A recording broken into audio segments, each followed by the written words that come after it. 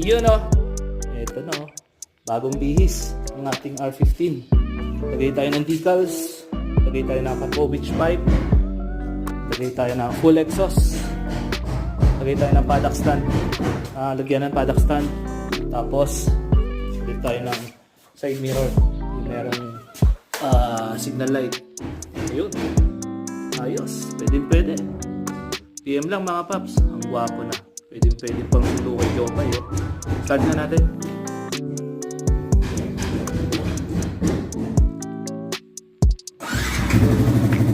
Signal. Ayun o.